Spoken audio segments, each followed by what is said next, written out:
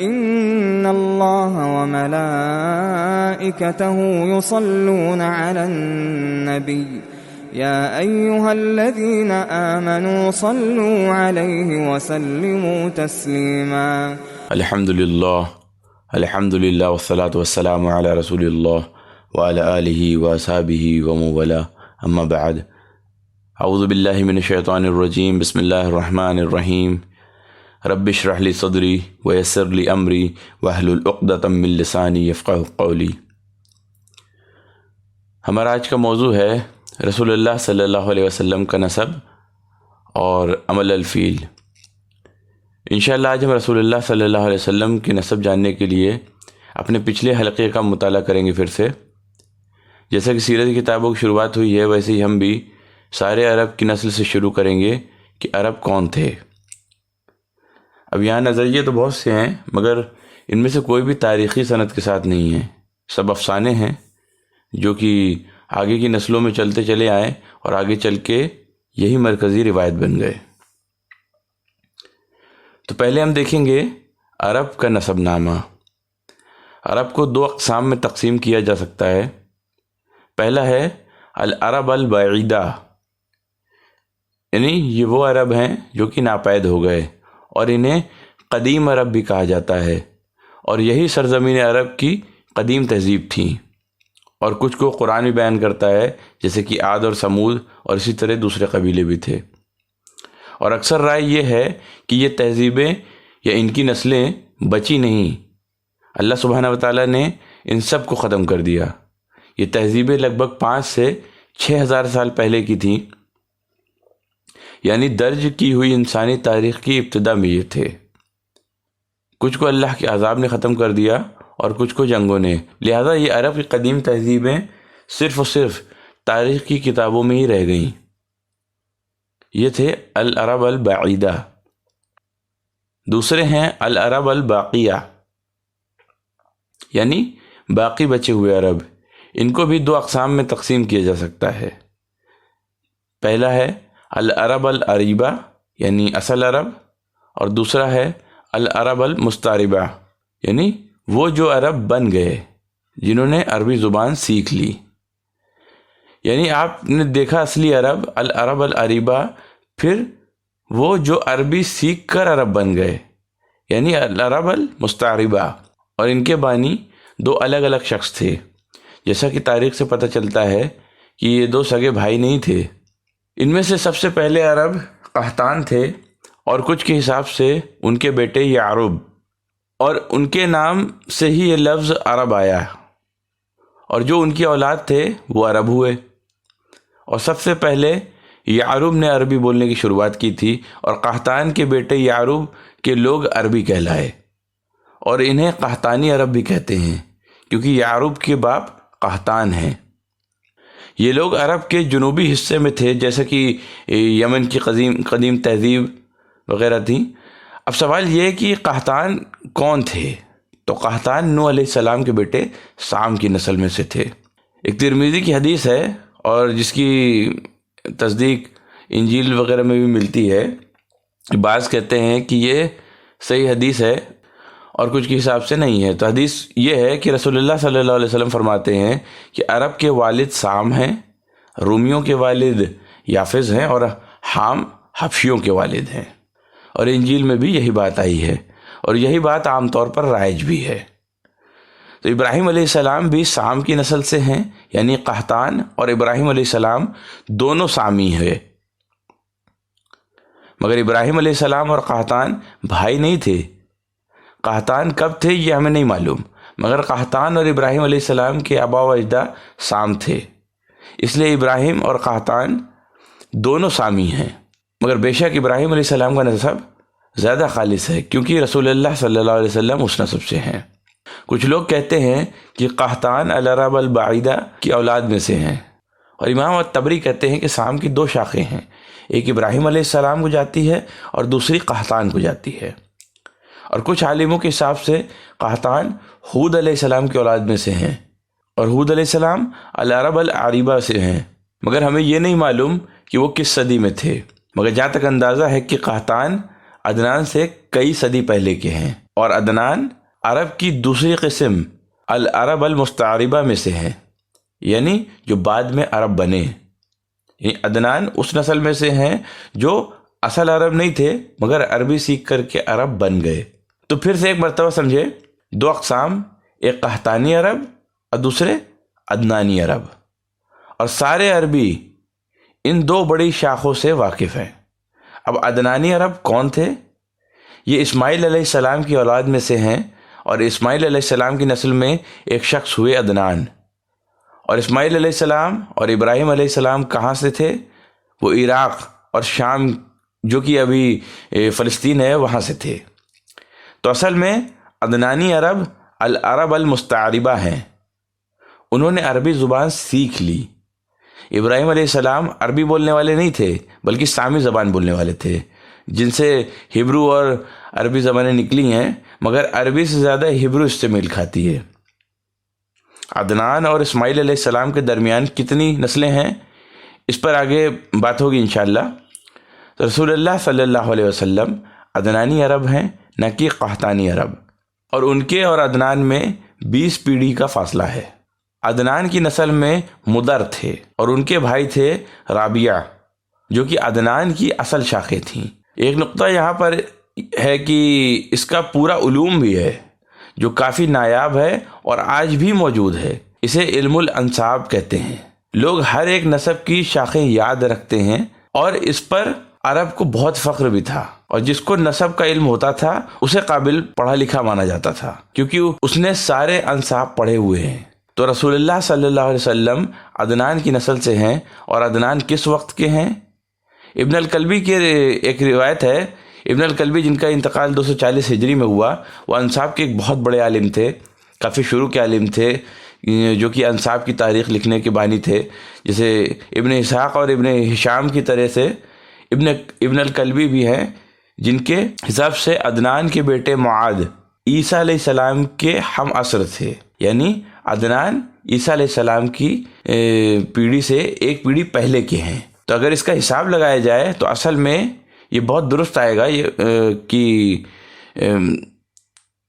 100 سال کتنے نسلیں ہوتی ہیں؟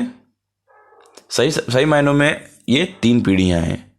ابھی 2020 ہے، اور اگر ہم واپس جائیں 1920 میں، یعنی 100 سال پہلے کے چلے جائیں، تو اس وقت کون سی پیڑھی عروج پر تھی یا جوانی پر تھی؟ تو ہم اگر غور کریں گے تو ہمارے پردادا کی پیڑھی تھی، نہ کہ ہمارے دادا کی۔ ابھی ہم کہاں ہیں اپنی زندگی میں؟ اگر ہم حساب کریں تو رسول اللہ میں اور عیسیٰ علیہ السلام میں کتنے سال کا فاصلہ ہے؟ 570 سال کا، کیونکہ رسول اللہ صلی اللہ علیہ وسلم کی پیدائش 570 عیسوی کی ہے۔ اب 570 عیسوی کو 20 سے ہم تقسیم کریں تو آپ کو لگ بھگ 29-30 کے آس پاس ملیں گے۔ جب ہمارے بچے ہوئے یا ہماری جوانی کی عمر، تو لگ بھگ یہ 29-30 کے آس پاس کی عمر، اوسط عمر ہے۔ اس لیے اب اگر حساب لگائیں تو پتہ چلے گا کہ عدنان کب تھے، کہ وہ لگ بھگ عیسیٰ علیہ السلام سے 30 سال پہلے کے ہوں، کیونکہ ان کے بیٹے معاذ عیسیٰ علیہ السلام کے وقت کے ہیں۔ تو یعنی عدنان عیسیٰ علیہ السلام کے آس پاس کے ہیں، مگر قحطان کے بارے میں ہم کچھ نہیں کہہ سکتے، مگر کچھ صدی پہلے، کیونکہ قحطان عدنان سے کافی پہلے کے ہیں۔ اور یہ کیسے پتہ چلا؟ کیونکہ اسماعیل علیہ السلام کی جرہم قبیلے میں شادی ہوئی تھی، جو کہ قحطان کی ایک شاخ ہے، تو قحطان کو عدنان سے پہلے ہونا ہی ہے۔ اب ہم غور کریں گے رسول اللہ صلی اللہ علیہ وسلم کے نسب کے بارے میں۔ اب اس پس منظر کو مد نظر رکھتے ہوئے رسول اللہ صلی اللہ علیہ وسلم کے نسب کو 3 اقسام میں تقسیم کرتے ہیں۔ پہلا یہ کہ ہمیں بنا کسی شک و شبہ کے یہ معلوم ہے کہ رسول اللہ صلی اللہ علیہ وسلم اور عدنان میں 20 پیڑھی کا فاصلہ ہے، اور اس بات پر سب متفق ہیں، اس میں کوئی دوسری رائے نہیں ہے، سب کو پتہ ہے، سب متفق ہیں، ٹھیک ہے۔ دوسرا ہے کہ یہ عدنان سے اسماعیل علیہ السلام کے متعلق ہمارے پاس کوئی پختہ ثبوت نہیں ملتا، یعنی عدنان سے اسماعیل علیہ السلام، یہ دوسرا سیکشن، اس پیڑھی کے بارے میں ہمیں ثبوت نہیں ملتا۔ یہودیوں اور عیسائیوں کی کتابوں کے حوالے سے بھی ہمیں کوئی خبر نہیں مل سکتی۔ کیوں؟ کیونکہ انہیں اسماعیل علیہ السلام کے نسب کی کوئی پرواہ ہی نہیں۔ بائبل میں اسماعیل علیہ السلام کے نسب کی کوئی خبر نہیں ہے، مگر بائبل میں یہ ضرور آتا ہے کہ قیدر کا ایک بیٹا ہوگا۔ قیدر کون ہے؟ وہ اسماعیل علیہ السلام کی نسل میں سے ایک ہیں۔ اگر میں غلط نہیں ہوں تو یہ جینیسس وغیرہ میں دیا گیا ہے، جہاں پر اسماعیل علیہ السلام کا ذکر آتا ہے اور اللہ کہتا ہے میں ان سے ایک عظیم قوم بناؤں گا، اور یہ بھی ذکر آتا ہے کہ قیدار اسماعیل علیہ السلام کی نسل سے ہیں، جن کی آگے کی نسل میں عدنان ہیں، یعنی قیدار کا ذکر بائبل میں آیا ہے، مگر صرف اتنا ہی۔ تو پھر ہمیں کہاں سے معلومات ملتی ہے؟ تو یہ ملتی ہے عربی قصوں سے، اور یہ قصے اتنے سند کے ساتھ ہیں نہیں۔ تو امام طبری نے عدنان سے اسماعیل علیہ السلام کے درمیان 7 رائیں ذکر کی ہیں، جن میں سے ایک کے حساب سے 7 پیڑھی ہیں، پھر 8، پھر 9، پھر 10، پھر 41 لوگ، اور آخر میں ہمیں نہیں معلوم کہ حقیقت کیا ہے۔ یہ اپنے آپ میں ایک بہت بڑا سوال ہے۔ اسماعیل علیہ السلام سے عدنان کے بیچ لوگوں کے نام اور کتنی پیڑھیاں تھیں ہمیں کچھ نہیں معلوم۔ پھر بھی اگر آپ جوڑتے تو 7 پیڑھی مناسب نہیں لگتی ہیں، کیونکہ 7 پیڑھی مطلب لگ بھگ 300 سال، اور یہ کافی نہیں ہوگا۔ ہاں، مگر 40-41 پیڑھیاں کچھ ٹھیک لگتی ہیں، پر اس کے باوجود ہمارے پاس کوئی پختہ سند نہیں ہے۔ تیسرا دیکھتے ہیں اسماعیل علیہ السلام سے آدم علیہ السلام تک۔ یہاں تک بھی ہمارے پاس کوئی صحیح سند نہیں ہے۔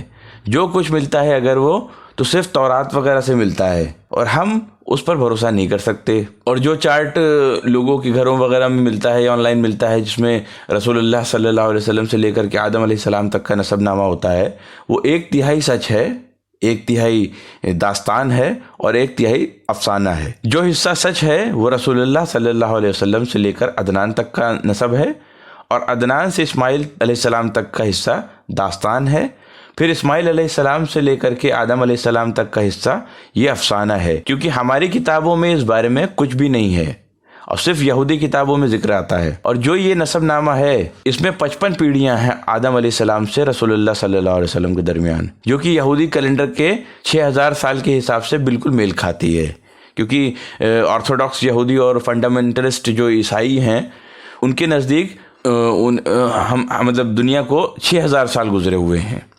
تو 6000 سال کا جو کانسیپٹ ہے، جو اس کا تصور ہے، اس کا معاملہ، اس کی کوئی حیثیت نہیں ہے۔ ایک مسلمان ہونے کے ناطے ہمیں 6000 سال پر یقین رکھنے کی کوئی ضرورت نہیں ہے، کیونکہ روایتیں ہمیں ایسا کرنے کو نہیں کہتی۔ اور اگر ہم اسے مانیں کہ آدم علیہ السلام سے اسماعیل علیہ السلام تک اور اسماعیل علیہ السلام سے عدنان تک کی پیڑھی غلط ہے، کیونکہ اتنے کم لوگ نہیں ہو سکتے، ضرور سے ضرور اور لوگ بھی ہونے چاہیے۔ اور اس بات کی دلیل بھی ہے کہ امام ملک کو ان کے وقت میں بتایا گیا کہ لوگ اپنا نسب آدم علیہ السلام تک بتاتے ہیں، تو انہوں نے کہا کہ کیسے معلوم؟ کسی نے بتایا نسب اور انہوں نے اس کا انکار کر دیا۔ تو ان سے پوچھا گیا کہ اسماعیل علیہ السلام تک، تو امام ملک بولے کہ مجھے اس پر بھی شک ہے، کیسے کوئی اپنا نسب اسماعیل علیہ السلام تک جان سکتا ہے؟ تو طبرانی کی معجم الکبیر میں ایک حدیث بھی ہے جس میں اسناد کی تھوڑی سی کمی ہے کہ رسول اللہ صلی اللہ علیہ وسلم نے سنا کہ کوئی اپنا نسب نوح علیہ السلام تک بتا رہا ہے۔ جب آپ صلی اللہ علیہ وسلم نے نسب سنا تو کہا کذب النسبون، یعنی نسب بتانے والے نے جھوٹ کہا۔ پھر آپ صلی اللہ علیہ وسلم نے سورہ فرقان کی 38ویں آیت پڑھی، وقرون بین ذالک کثیرا، یعنی بہت سی پیڑھیاں ان کے درمیان۔ حالانکہ یہ صحیح حدیث نہیں ہے، مگر تاریخی انداز میں دیکھیں تو کافی حد تک یہ صحیح لگ بھی رہی ہے۔ اور میری سمجھ سے اللہ سبحانہ تعالیٰ کا کثیر کہنا 10، 15 یا 20 نہیں ہے، کیونکہ یہ سمجھ نہیں آتا کہ عدنان سے اسماعیل علیہ السلام کے درمیان صرف 7 یا 10 پیڑھی ہوں گی۔ اور جدید سائنس کے حوالے سے بھی اگر یہ بات سمجھے تو یہ صحیح ثابت نہیں ہوتی۔ اور دوسری بہت سی دلیلیں ہیں، جیسے کہ ایک حدیث کے حوالے سے آتا ہے کہ رسول اللہ صلی اللہ علیہ وسلم فرماتے ہیں، میں اور یوم القیامہ ایسے بھیجے گئے ہیں جیسے میری یہ 2 انگلیاں، یعنی شہادت والی انگلی اور درمیان والی انگلی۔ مطلب کیا ہوا اس کا؟ یہ قیامت بالکل میرے بعد ہے۔ تو شہادت والی انگلی آدم علیہ السلام سے لے کر رسول اللہ صلی اللہ علیہ وسلم تک ہے، اور درمیان والی انگلی آدم علیہ السلام سے لے کر یوم القیامت تک۔ اور دونوں کے درمیان کتنا فرق ہے؟ بہت تھوڑا۔ تو ہم کس ہجری میں ہیں؟ 1442، یعنی 1442 سال بیت گئے ہیں اور ابھی تک قیامت نہیں آئی، اور ہم زندہ بھی ہیں مگر اب قیامت کے انتظار نہیں کرنا چاہتے کہ قیامت آئے اور ہم زندہ رہیں، اس وقت اللہ تعالیٰ ہمیں اس سے بچائے. تو یہ تھوڑا سا وقت 1442 سال تو کم سے کم ہیں. اب باقی کا حساب لگائیں تو سمجھ آئے گا کہ 6000 سال کا کوئی مطلب نہیں ہے. تو ایک دلیل یہ بھی ہے کہ صحیح مسلم کی حدیث ہے کہ اللہ سبحانہ تعالیٰ نے آدم کی اولاد کو بنایا اور آدم تھے وہاں. انہوں نے اپنی اولادوں میں سے دیکھا کہ ایک بچے میں بہت زیادہ نور ہے، اور وہ اس نور سے حیرت زدہ ہوئے اور کہا یا اللہ یہ کون ہے؟ تو اللہ سبحانہ تعالیٰ فرماتا ہے یہ تمہارا بیٹا داؤد ہے جو کہ آخری زمانے میں ہوگا، آخر الزماں. اب رکیے، داؤد علیہ السلام آخر الزماں، اس کا مطلب کیا ہوا؟ ہم کب ہیں؟ داؤد علیہ السلام جو کہ 3 سے 4000 سال پہلے یا اس سے بھی کم. لیکن اگر داؤد علیہ السلام آخر الزماں ہیں تو ذرا اندازہ لگائیے کہ آدم علیہ السلام اور داؤد علیہ السلام کے درمیان کتنا وقت ہوگا؟ بہت زیادہ. اگر 6000 سال کے حساب سے دیکھیں گے تو داؤد علیہ السلام لگ بھگ آدھے وقت میں بیچ میں کمی ہوں گے، پھر آخر الزماں نہیں ہوں گے. میری سمجھ میں یہ ساری دلیلیں صحیح ہیں، مگر یہ قطعی نہیں ہے بلکہ ظنی ہے، اور یہ ان باتوں میں سے ہیں جو اسلام کو شک کے دائرے میں لاتی ہیں. ٹھیک ہے؟ طیب، اب آئیے ہم مطالعہ کریں گے عدنان اور رسول اللہ صلی اللہ علیہ وسلم کے درمیان کا نسب، اور اس کے ساتھ ہم رسول اللہ صلی اللہ علیہ وسلم کے اصلی نسب کی طرف بڑھتے ہیں. اللہ کے رسول ہیں محمد ابن عبداللہ ابن عبد المطلب ابن ہاشم ابن عبد مناف ابن قصی ابن کلاب ابن مرہ ابن کعب ابن لعی ابن غالب ابن فہر ابن مالک ابن ندر ابن کنانہ ابن خزیمہ ابن مدرکہ ابن الیاس ابن مدر ابن نزار ابن معاد اور ابن عدنان، جو کہ پوری 20 پیڑھیاں ہیں. اور اس نسب پر سب متفق ہیں. ہمارے پاس سب کے بارے میں جانکاری نہیں ہے، بس کسی کے بارے میں کچھ جانکاریاں موجود ہیں. رسول اللہ صلی اللہ علیہ وسلم نے کچھ کا ذکر کیا ہے، صحیح مسلم کی حدیث ہے. تو پہلے حدیث دیکھتے ہیں، پھر ان لوگوں کے بارے میں جانیں گے جن کا ذکر ہوا. رسول اللہ صلی اللہ علیہ وسلم فرماتے ہیں ان اللہ اصطفیٰ کنانہ من ولد اسماعیل واصطفیٰ قریشا من کنانہ واصطفیٰ من قریش بنی ہاشم واصطفانی من بنی ہاشم. اللہ سبحانہ تعالیٰ نے اسماعیل علیہ السلام کی نسل میں سے کنانہ کو چنا، اور کنانہ میں سے قریش کو چنا، اور قریش میں سے بنی ہاشم کو چنا، اور مجھے چنا بنی ہاشم میں سے. تو رسول اللہ صلی اللہ علیہ وسلم کا نسب سب سے بہترین نسب ہے، جیسا کہ کسی کا نہیں ہوا. اور یہ اس وقت کے عرب کے لیے بہت معنی رکھتا تھا، کیونکہ ان کے لیے نسب پر ہی سب کچھ تھا. مرتبہ، شرافت، جنگ کی وجہ، سب کچھ نسب پر ہی تھا. تو رسول اللہ سب سے بہترین نسب میں سے چنے گئے. اور اس کی روایت بھی ہے صحابی سے، جب جعفر ابن ابی طالب نجاشی سے بات کر رہے ہیں تو وہ نجاشی سے کہتے ہیں کہ اللہ سبحانہ تعالیٰ نے ہماری طرف ایک رسول بھیجا ہے اور ہم اس کا نسب جانتے ہیں. اور المغیرہ ابن شعبہ نے یزدجر سے کہا تھا کہ اللہ نے ہماری طرف ایک شخص بھیجا، ہم اس کا نسب جانتے ہیں، اور ہم یہ بھی جانتے ہیں وہ کہاں سے آئے ہیں. زمین میں سب سے بہترین زمین ان کی زمین ہے، گھروں میں سب سے بہترین گھر ان کا گھر ہے، اور قبیلے میں سب سے بہترین قبیلہ ان کا قبیلہ ہے، اور وہ خود ہم میں سے سب سے بہترین ہے. لہٰذا رسول اللہ صلی اللہ علیہ وسلم کا نسب سب سے بہترین اور سب سے عالی نسب ہے. اب آئیے ہم آگے دیکھیں گے شرف کا تصور اور نسب کی اہمیت. یہاں غور طلب بات ہے کہ اس معاملے میں مسلم امت میں بہت ساری غلط فہمیاں ہیں جسے لوگ سمجھ نہیں پاتے اور غلطیاں کر بیٹھتے ہیں. شاید وہ اس لیے کہ ہم علماء نے ان باتوں کو صحیح طریقے سے سمجھایا نہیں ہے. اس بات سے کوئی فرق نہیں پڑتا کہ آپ کے والد کون ہیں، اللہ سبحانہ تعالیٰ آپ کو آپ کے والد کی وجہ سے جنت یا جہنم میں نہیں ڈالے گا. یہ سمجھ میں آیا کہ آپ کا نسب کوئی معنی نہیں رکھتا جب آپ حشر کے دن اللہ سبحانہ تعالیٰ کے سامنے ہوں گے. ایک حدیث ہے الا لا فضل لعربی علی عجمی ولا عجمی علی عربی ولا لاحمر علی اسود ولا اسود علی احمر الا بالتقوی.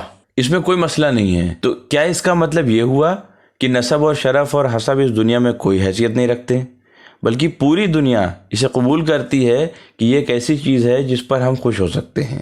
اگر یہ حد سے باہر ہو تو یہ فخر بن جاتی ہے اور یہ حرام ہے۔ لہٰذا اس میں کوئی برائی نہیں ہے کہ اگر آپ نسب کی وجہ سے کسی کو اگر خوشی ملتی ہے تو ٹھیک ہے، یہاں تک کہ جو مغربی ملک وغیرہ ہیں، امریکہ جیسے وغیرہ ہیں، تو وہاں پہ بھی اگر آپ کا کسی کا کچھ سرنیم کینیڈی وغیرہ مل جاتا ہے تو لگ بھگ ہر جگہ اسے تعریفیں ملتی رہیں گی، ترجیح ملتی رہیں گی۔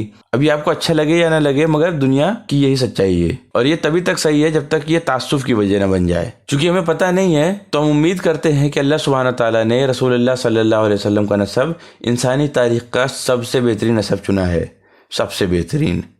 اور اس لیے یہ بہت ہی اختلافی مسئلہ ہے اور بہت سے مسلمان اس پر اکھڑ جائیں گے، مگر یہ کم سے کم سنی تہذیب میں بالکل صاف ہے کہ رسول اللہ صلی اللہ علیہ وسلم کے قبیلے قریش کی فضیلت تو ہے ہی۔ ایک سنی کی حیثیت سے ہم اس پر یقین رکھتے ہیں کہ اہل بیت کی بہت اہمیت ہے، مگر پھر بھی ہم یہی کہیں گے کہ اگر کوئی اہل بیت دینی طور پر صحیح نہیں ہے تو وہ جنت نہیں جائے گا۔ مگر اس دنیا میں کیا ہم انہیں زیادہ عزت نہیں دیں گے؟ کیا ہم انہیں زکوٰۃ دینے سے نہیں بچیں گے؟ کیونکہ زکوٰۃ ان کے لیے صحیح نہیں ہے، اہل بیت کو زکوٰۃ نہیں دی جاتی۔ رسول اللہ صلی اللہ علیہ وسلم کے اہل بیت کو زکوٰۃ دینا ان کی توہین ہے، اور ہمارے لیے اور بھی کئی حکم ہیں۔ تو ان میں سے جو باشرہ ہیں ان کے لیے 2 گنا اجر بھی ہے اور 2 گنی عزت بھی ہے، اور جو فاسق و فاجر ہیں ان کا نسب انہیں جنت نہیں لے جائے گا۔ تو اہل بیت اور قریش بھی، رسول اللہ صلی اللہ علیہ وسلم نے فرمایا الائمۃ من قریش، میری امت کا امام ہمیشہ قریش میں سے ہوگا، یہ حدیث ہے۔ اور اس لیے اکثر امت میں عباسی امیت خلافہ 1500 عیسوی تک لگ بھگ 1000 سال سے زیادہ سال تک اس امت کے خلیفہ قریش میں سے تھے، یعنی خلفاء راشدون عبداللہ ابن زبیر، پھر امید، پھر عباسی، یہ سب قریش میں سے تھے، اور اکثر سنی مسلمان اس سچائی کو قبول کرتے ہیں۔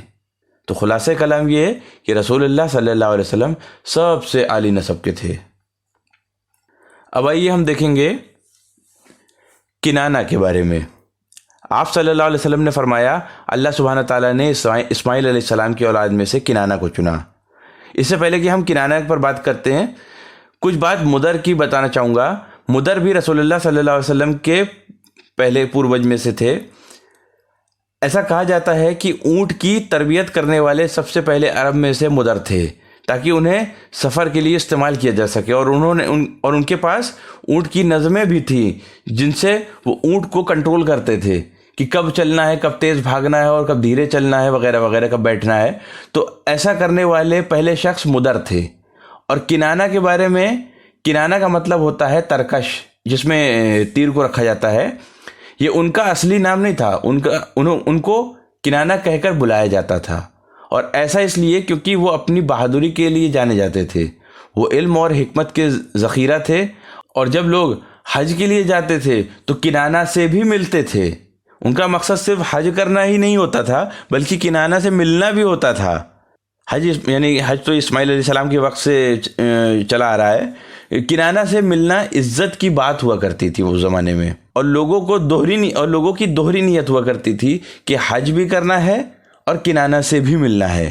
اور ان کی کنانہ کی عمر کافی لمبی تھی۔ عربی کی پرانی کتابوں میں کنانہ کی حکمت اور مسئلے ملتی ہیں۔ تو کنانہ رسول اللہ صلی اللہ علیہ وسلم کے وقت تک افسانوی عرب تھے۔ اب ہم دیکھیں گے قریش کے بارے میں۔ پھر رسول اللہ صلی اللہ علیہ وسلم نے فرمایا کنانہ میں سے اس نے قریش کو چنا۔ میں نے ابھی رسول اللہ صلی اللہ علیہ وسلم کا نسب بتایا تھا، مگر ان میں سے کسی بھی آدمی کا نام قریش نہیں تھا۔ تو قریش کون تھے؟ اس کے متعلق کئی رائے ہیں، اور ایسا لگتا ہے کہ 3 لوگ تھے جنہیں قریش کہہ سکتے ہیں، اور کچھ علماء نے کہا ہے کہ ایک بڑے قریش تھے، ایک درمیانے قریش تھے، اور ایک چھوٹے قریش تھے، القریش الاکبر، القریش الاوسط اور القریش الاصغر۔ مگر ان میں سے 2 اصل دعوے دار ہیں۔ پہلے ہیں فہر اور دوسرے ہیں نضر، یعنی محمد ابن عبداللہ ابن عبد المطلب ابن ہاشم ابن عبد امناف ابن قصی ابن کلاب ابن مرہ ابن کعب ابن لوئی ابن غالب ابن فہر۔ پھر آتے ہیں ابن مالک ابن نضر، تو 12ویں یا 14ویں جو قریش ہیں فہر اور ندر، یہ ان میں سے کوئی قریش تھے، اور ان میں سے ندر قریش الاکبر تھے اور فہر قریش الاوسط تھے، اور قصی جو کہ 6 نمبر پر ہیں وہ قریش الاصغر تھے۔ تو 3 لوگ تھے جو کہ قریش قبیلے کے بانی تھے، مگر اصل قریش قبیلہ جمع ہوتا ہے فہر پہ آ کے، اور فہر 12ویں نمبر پر تھے۔ تو لہذا مضبوط رائے یہ ہے کہ ایک ہی شخص سے قریش کا پورا قبیلہ جڑا ہوا ہے۔ اور ایک خاص بات یہاں پر بتانا چاہوں گا کہ 10 جنہیں جنت کی بشارت دی گئی وہ سب قریش سے تھے، اور نسب کے حساب سے سب سے قریبی فہر ہیں۔ اگر آپ پیچھے جائیں گے تو پتہ چلے گا کہ سارے 10 مبشرہ جا کر فہر پر ہی ملتے ہیں۔ رسول اللہ صلی اللہ علیہ وسلم کے وقت پر لگ بھگ 12 سے 13 قبیلے تھے قریش کے، بنو ہاشم، بنو زہرہ، بنو مخزوم، بنو امیہ، بنو عبد الشمس وغیرہ وغیرہ، یہ سب لگ بھگ 12 کے آس پاس قبیلے فہر پر جا کر ملتے ہیں۔ تو لفظ قریش کا کیا مطلب ہوا کہ یہ نام نہیں ہے بلکہ یہ لقب ہے۔ اب کچھ اور رائے ہیں، جیسے کہ پہلی رائے یہ آتی ہے کہ لفظ قریش آیا ہے تجارت کرنے سے، کیونکہ قریش تجارت کرتے تھے۔ دوسری رائے یہ ہے قریش یقرشو سے آیا ہے، یعنی ایک ساتھ جمع کرنا، کیونکہ قریش کئی علاقوں میں تھے اور ان کے سب کے والد مکہ میں تھے۔ اور تیسری رائے یہ ہے جو کہ طبرانی میں بھی روایت کی گئی ہے کہ قریش لفظ آیا ہے فتح کرنے سے، کیونکہ قریش سارے قبیلوں پر فتح کریں گے، مطلب کچھ بھی ہو مگر یہ فہر کے لیے ہیں، اس لیے فہر کی اولاد قریشی کہلائیں، جو کہ رسول اللہ صلی اللہ علیہ وسلم سے 12 پیڑھی پہلے کے ہیں۔ اب ہم دیکھتے ہیں کہ رسول اللہ صلی اللہ علیہ وسلم کے سب سے قریبی آبا و اجداد، اب ان کے بارے میں شروع کرتے ہیں جن کے بارے میں ہم کچھ جانتے ہیں۔ تو شروع کرتے ہیں کس سے؟ ہم قصی سے، ٹھیک ہے، پھر عبد مناف، اور پھر ہاشم، اور پھر عبد المطلب۔ ہمارا آج کا آگے کا حلقہ اسی پر مشتمل ہوگا انشاءاللہ۔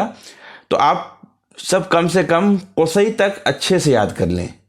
چلیے، محمد ابن عبداللہ ابن عبد المطلب ابن ہاشم ابن عبد مناف ابن قصی، یہاں تک کم سے کم، یہاں تک سب کو یاد ہو جانا چاہیے انشاءاللہ۔ تو پہلے ہم دیکھیں گے قصی کے بارے میں۔ تو قصی قریش کے سٹار کینڈیڈیٹ ہیں، اس لیے انہیں قصی الاصغر بھی کہا جاتا ہے۔ انہوں نے ہی قریش کی بلندی کی شروعات کی تھی۔ تو جب رسول اللہ صلی اللہ علیہ وسلم تشریف لائے تو قریش اپنے عروج پر تھے، اور 5 پیڑھی بعد رسول اللہ صلی اللہ علیہ وسلم کے ذریعے قریش پوری دنیا پر چھا گئے۔ تو قصی نے کیا کیا؟ وہ کب تھے؟ قصی لگ بھگ 400 عیسوی کے ہیں، یعنی رسول اللہ صلی اللہ علیہ وسلم سے لگ بھگ 170 سال پہلے کے۔ اب ہم دیکھیں گے کہ انہوں نے کیا کیا، تو کافی کچھ کیا۔ سب سے اہم یہ، انہوں نے مکہ کی ساری سیاسی طاقت قریش کو دلائی۔ اس وقت مکہ میں خزاع قبیلہ تھا جو کہ عدنان کی اولاد میں سے تھا، مگر فہر کی اولاد نہیں تھے، یعنی قریشی نہیں تھے۔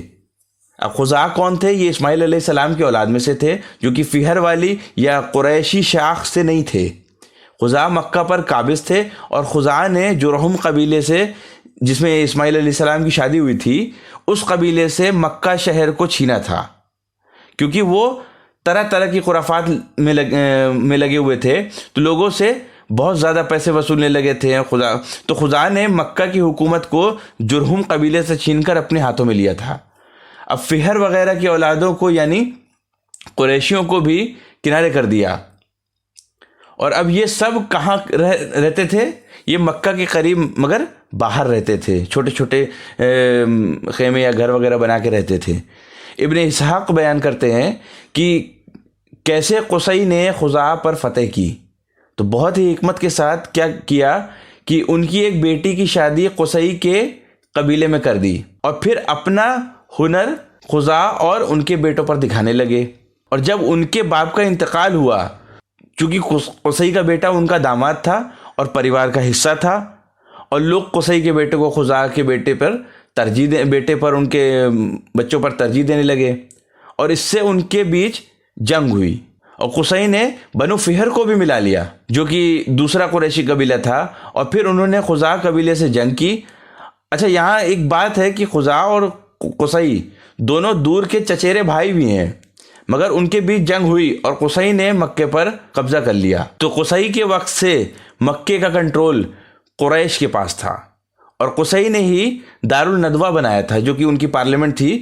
قصی نے ہی یہ قانون بنایا کہ ہر کوئی اپنی رائے دے سکتا ہے، اور قصی نے ہی کعبہ کی بھی کسٹڈی اپنے پاس لے لی تھی اور الگ الگ ذمہ داریاں سونپ دی تھیں، جیسے کہ پانی کی ذمہ داری کسی کو مہمان نوازی کی ذمہ داری، کسی کو مہمانوں کی ذمہ داری، اور کسی کو کعبہ کی چابی کی ذمہ داری۔ تو قصی نے سب کی ذمہ داریوں کی فہرست بنائی تھی۔ قصی کے انتقال کے بعد یہ ذمہ داریاں ان کے بیٹوں میں بٹ گئی، اور اسی طرح الگ الگ قبیلے کے پاس الگ الگ ذمہ داریاں تھیں، اور قصی کے ہی وقت سے حاجیوں کے لیے انتظام شروع کیا گیا تھا۔ حجاج کو مفت میں پانی اور کھانا دیا جاتا تھا، اور قصی ایک نیک شخص تھے، اور اسے کوئی انکار نہیں کر رہا ہے، مگر ساتھ ہی ساتھ وہ ایک بہت بڑھیا سیاست دان بھی تھے، جو کہ آج کی تاریخ میں کافی غیر معمولی لگتا ہے کہ کوئی اچھا سیاست دان ہونے کے ساتھ ساتھ ایک اچھا انسان بھی کیسے ہو سکتا ہے۔ تو قصی ان لوگوں میں سے تھے جو چاہتے تھے کہ لوگ خوش رہیں، اور وہ ایک نیک انسان تھے، اور وہ ایک مہمان نواز شخص تھے، اور اس لیے انہوں نے حجاج کے لیے مفت مہمان نوازی کا تصور شروع کیا تھا۔ وہ کہتے تھے جب حجاج آئیں تو وہ ہمارے مہمان ہیں، اور ہر حج میں وہ پیسے اکٹھے کرتے تھے اور اس کے لیے کھڑے ہوتے تھے اور کہتے تھے کہ اے قریش کے لوگوں، اللہ نے تمہیں کعبہ کی دیکھ بھال کے لیے چنا ہے، اس کی برکت دی ہے، اور لوگ آ رہے ہیں، اور یہ حجاج اللہ کے مہمان ہیں، اور وہ ہماری مہمان نوازی کے مستحق ہیں، اور لوگ بڑھ چڑھ کر مال کے ساتھ اور کھانے پینے کے ساتھ امداد کرتے تھے، اور وہ حجاج کے لیے استعمال ہوتا تھا۔ اور اتنا ہی نہیں، قصی حج کے ضروری احکام کے لیے بھی انتظام کرتے تھے۔ وہ مزدلفہ میں آگ جلاتے تھے تاکہ جو آنے والے حاجی ہیں تو وہ آئیں اور اپنے اپنے خیمے کے لیے آگ وہاں سے لے سکیں۔ کنویں وغیرہ کھدوائے گئے تاکہ حجاج وہاں سے پانی لے سکیں، اور یہ سب اس لیے کیونکہ قصی کے وقت میں زمزم نہیں تھا۔ اب زمزم قصی کے وقت کیوں نہیں تھا؟ کیونکہ جب خزاعہ نے جرہم پر حملہ کیا لگ بھگ عیسیٰ علیہ السلام کے دور کے بعد، تو جب خزاعہ نے جرہم پر حملہ کیا اور جرہم کو لگا کہ ان کی شکست ہو جائے گی، تو انہوں نے کیا کیا؟ بہت ہی برا کام کیا کہ انہوں نے زمزم کی جگہ کو دفن کر دیا، اسے برباد کر دیا، اور خزاعہ کی لاکھ کوشش کے باوجود انہیں زمزم نہیں ملا۔ وہ ڈھونڈتے ڈھونڈتے پریشان ہو گئے، مگر انہیں زمزم نہیں ملا۔ بے شک یہ اللہ سبحانہ و تعالیٰ کی یہی مرضی تھی کہ انہیں زمزم نہ ملے۔ تو لگ بھگ 300 سال تک مکہ کے لوگ الگ الگ ذریعے سے پانی کا انتظام کرتے تھے، یہاں سے باہر سے، اور اب وہ وہاں سے جا بھی نہیں سکتے تھے۔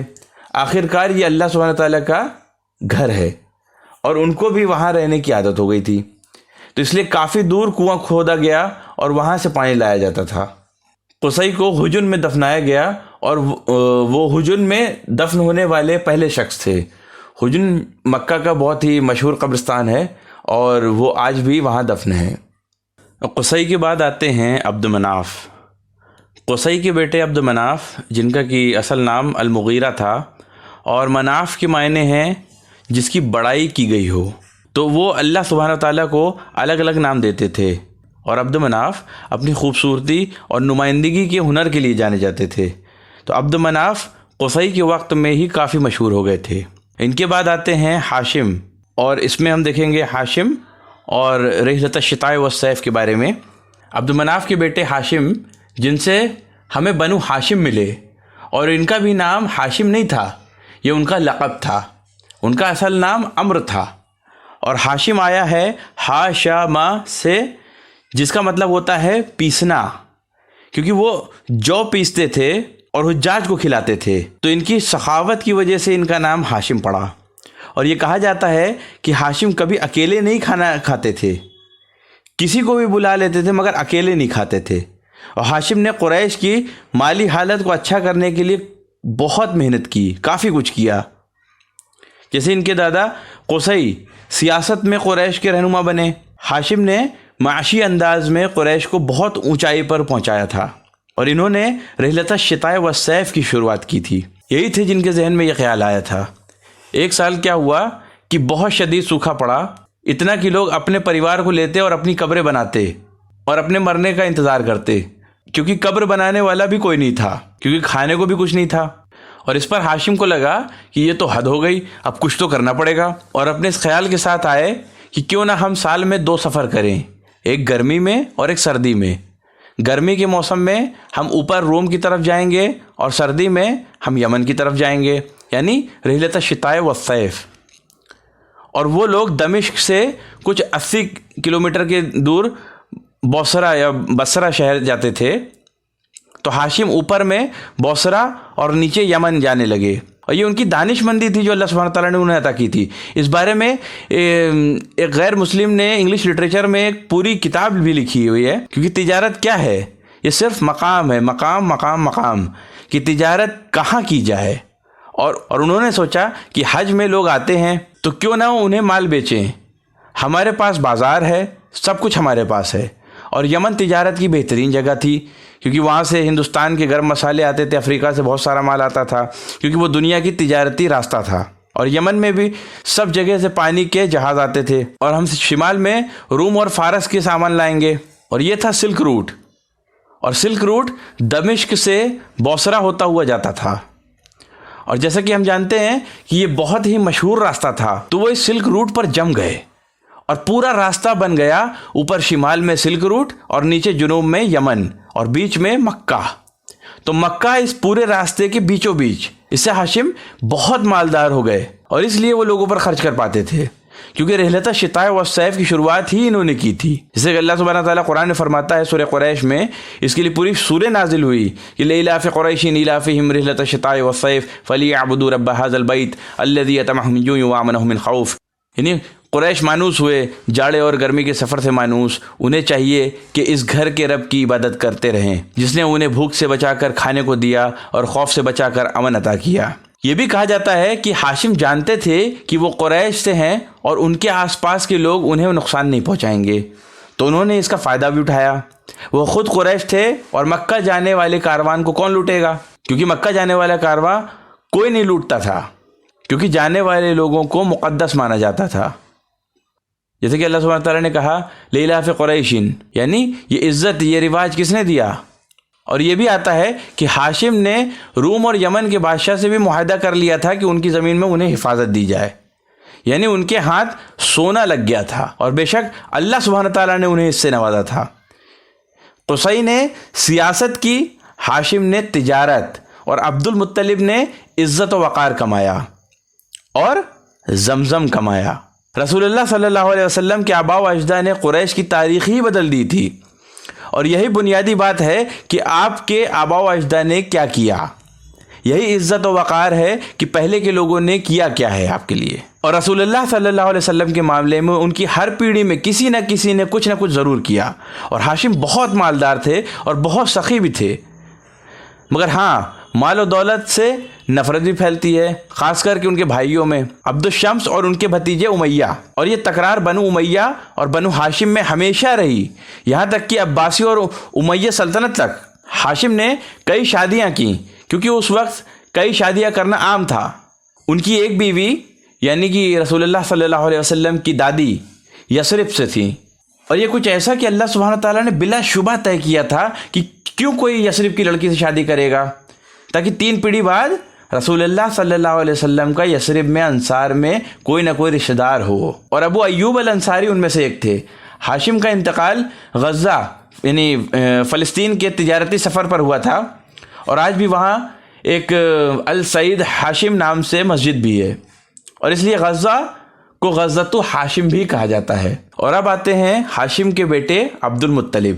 اب چونکہ ان کے والد کا انتقال ہو گیا تھا، تو ان کی ماں انہیں لے کر اپنے گھر یثرب آ گئیں، اور عبد المطلب کی پرورش وہیں ہوئی جہاں رسول اللہ صلی اللہ علیہ وسلم کو ہجرت کر کے جانا تھا، اور یہ صرف اور صرف اللہ سبحانہ تعالیٰ کی قدر تھی، یہ اللہ سبحانہ تعالیٰ کا ارادہ تھا، ورنہ مکہ اور یثرب کے بیچ کوئی خاص تعلقات نہیں تھے۔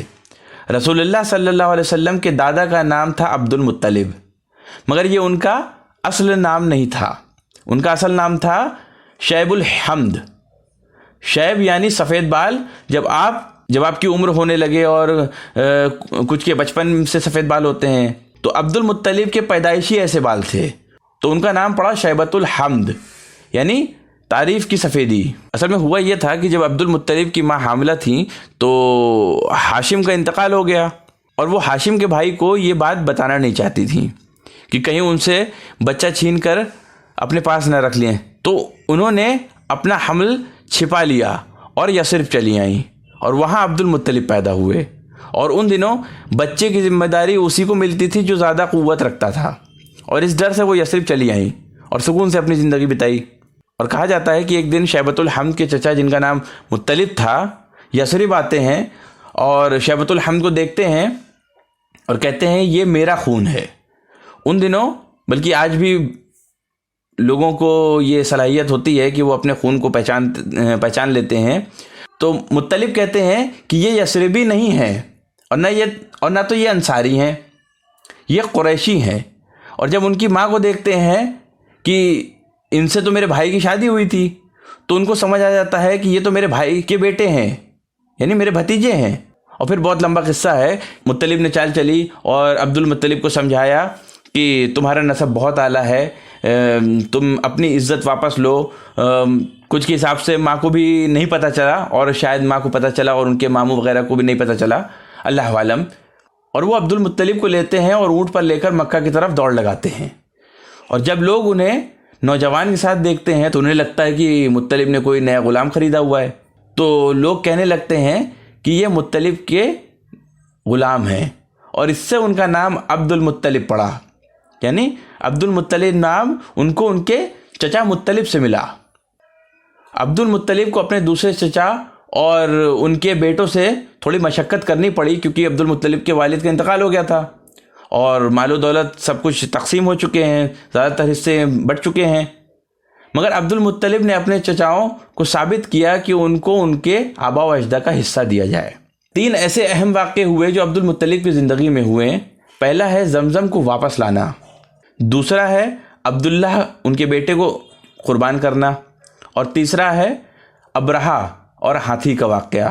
حالانکہ یہ باتیں لوگوں کو اکثر معلوم ہوں گی، مگر مختصر میں انداز میں اس کو جلدی سے بیان کرتا ہوں۔ عبد المطلب زمزم کو کیسے واپس لائے؟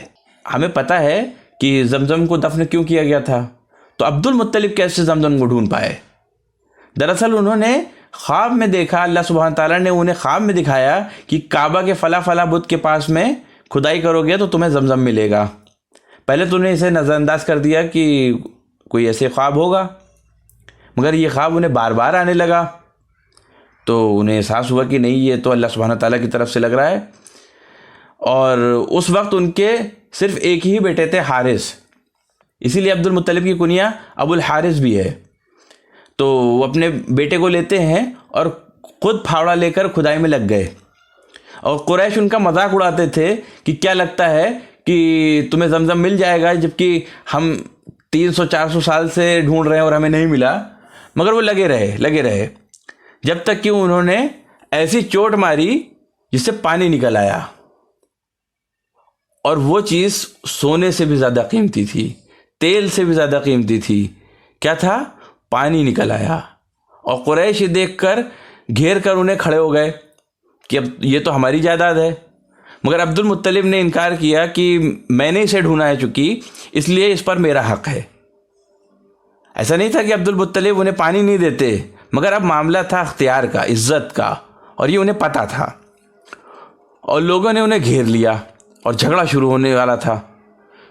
کوئی جنگ نہیں تھی، مگر جھگڑے میں بھی جان کا خطرہ رہتا ہے بھائی۔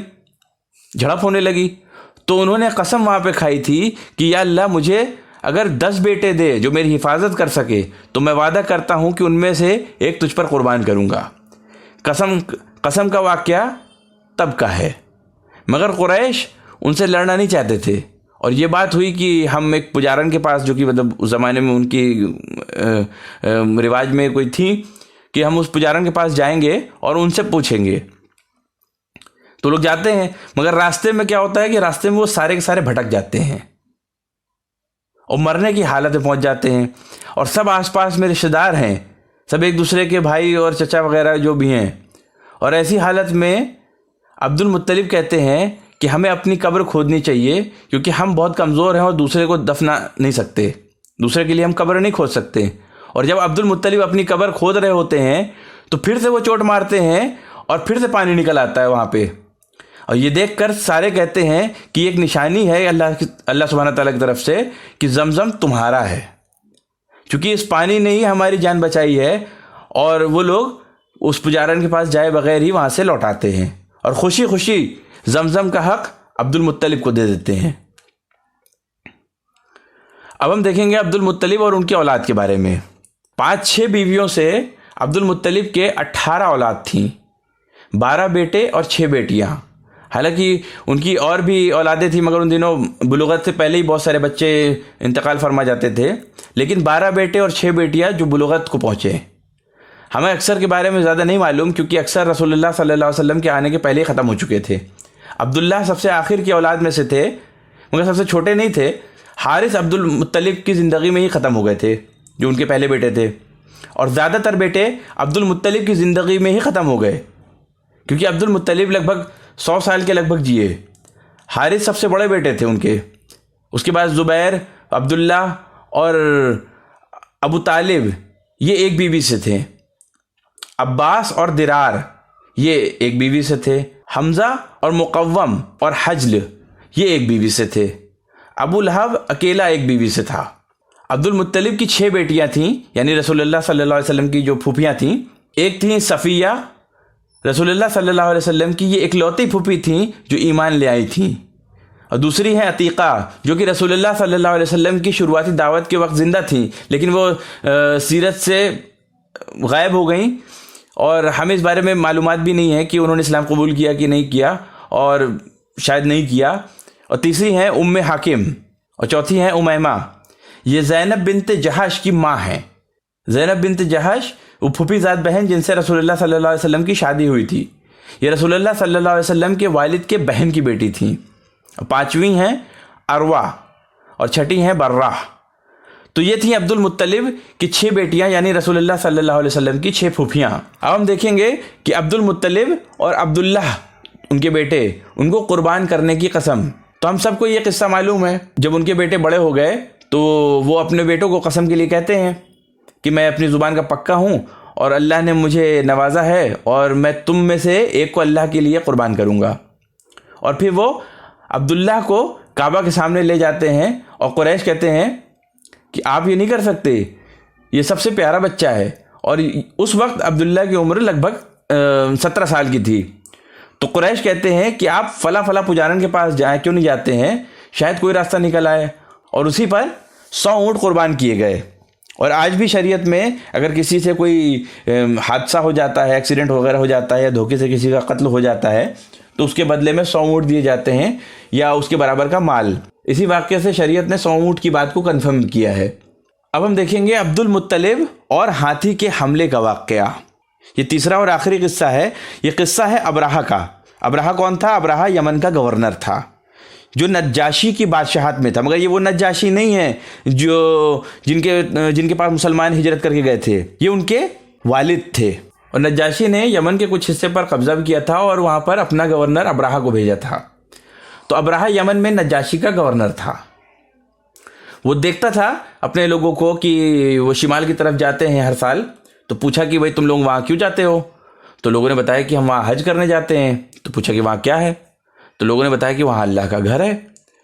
تو وہ بولتا ہے کہ میں تم کو اس سے بہت اچھا گھر بنا کر دوں گا، اور تم لوگ وہاں حج کے لیے اوپر مت جاؤ، تم وہاں آنا جہاں میں بناؤں گا۔ اب چونکہ وہ ایک عیسائی تھا، تو اس نے ایک بہت بڑا گرجا گھر بنایا، اور وہ پورا گرجا گھر کانچ کا بنایا۔ ذرا سوچئے، عرب میں کانچ کا ڈھانچہ، اس نے یہ سوچا تھا کہ یہ جزیرہ نمایاں عرب کا سب سے بڑا گرجا گھر ہوگا۔ پھر اس نے کہا کہ تم یہاں آؤ، اور تمہیں شمال میں جانے کی ضرورت نہیں ہے۔ جب یہ بات لوگوں نے سنی تو ایک بدو آ گئے، مگر وہ وہاں فارغ ہونے کے لیے گئے تھے، اور جس لیے گئے وہ کیا بھی۔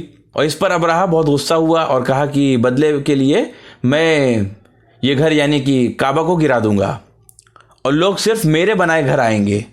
اور اس پر اس نے فوج اکٹھی کی، اور چونکہ وہ حبشہ کے تھے تو ان لوگوں نے کیا کیا کہ وہاں سے بھی ہاتھی وغیرہ بلائے کافی، ورنہ ہاتھی جزیرہ نما عرب میں نہیں ہوتے تھے، مگر چونکہ وہ لوگ افریقہ سے تھے تو ان کے پاس افریقی ہاتھی بھی تھے، اور افریقہ کے لوگ ہاتھی کو جنگ کے لیے ٹرین کرتے تھے۔ اور تبھی وہ کعبہ کی طرف بڑھا، اور وہ اپنی پوری فوج لے کر، جس میں 8 یا 20 ہاتھی تھے، بہرحال سب سے بڑے ہاتھی کا نام محمد تھا۔ اور یہ بھی کہا جاتا ہے کہ اس نے کعبہ کا راستہ بتانے کے لیے ایک عربی رہبر بھی لیا تھا، اور اس رہبر کا نام ابو رغل تھا۔ اور ابو رغل اپنی غداری کے لیے مشہور تھا، کیونکہ مال کے لیے اپنی عزت بیچنا اور ابرہہ کو کعبہ لے جانا، اور اس لیے عرب میں ایک جملہ چلتا تھا کہ ابو رغل سے بھی زیادہ غدار. حالانکہ یہ ابھی جملہ استعمال شاید نہیں ہوتا ہے، مگر یہ رسول اللہ صلی اللہ علیہ وسلم کے وقت تک عام تھا. اور پھر ابرہہ اپنے پورے لشکر کے ساتھ آیا، اور جب وہ مکہ پہنچا تو اس نے عبد المطلب کے مویشیوں کو قبضے میں کر لیا. 200 سے زیادہ اونٹ اور بھیڑ تھے اس میں، یعنی عبد المطلب بہت امیر تھے. اور آپ سب کو پتہ ہے کہ عبد المطلب آتے ہیں اور یہاں سے ان کی جسمانی تفصیل ملتی ہے کہ وہ ایک کافی لمبے قد کے تھے، ایک عام عربی سے کافی زیادہ لمبے، اور وہ بہت خوبصورت تھے.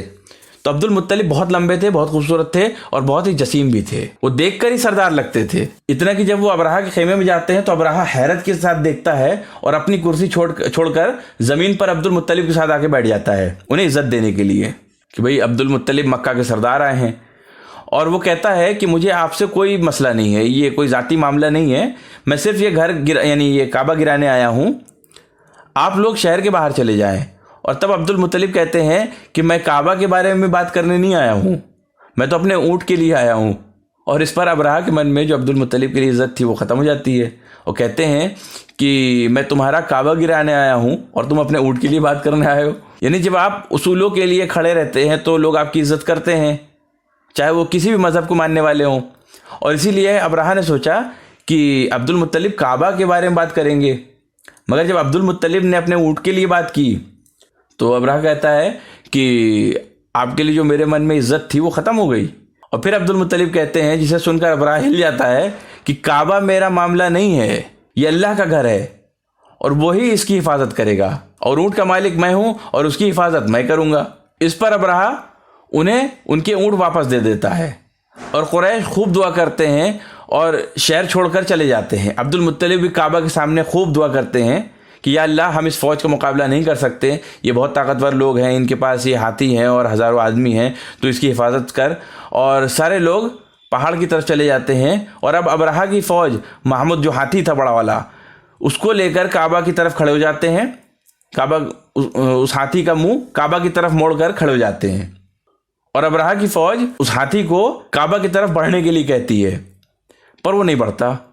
اس ہاتھی کو وہ مارتے پیٹتے ہیں، اتنا کہ مارتے ہیں کہ اس کو خون نکال لیتے ہیں، پھر بھی وہ آگے نہیں بڑھتا. مگر جیسے ہی اس کو دوسری طرف گھماتے ہیں وہ بھاگنے لگتا ہے. اور صلح حدیبیہ کے وقت جب رسول اللہ صلی اللہ علیہ وسلم کی اونٹنی رک جاتی ہے تو رسول اللہ صلی اللہ علیہ وسلم کہتے ہیں کہ میری اونٹنی پر غصہ مت ہو، جس نے ہاتھی کو مکے میں آگے بڑھنے سے روکا تھا اسی نے میری اونٹنی کو بھی روکا ہے، اس میں حکمت ہے. اور اب یہاں ابرہہ کی فوج سوچ رہی ہے کہ کیا کیا جائے، اور اتنے میں ہی چڑیوں کا ایک بڑا لشکر، ابابیل کا ایک بہت بڑا لشکر آتا ہے.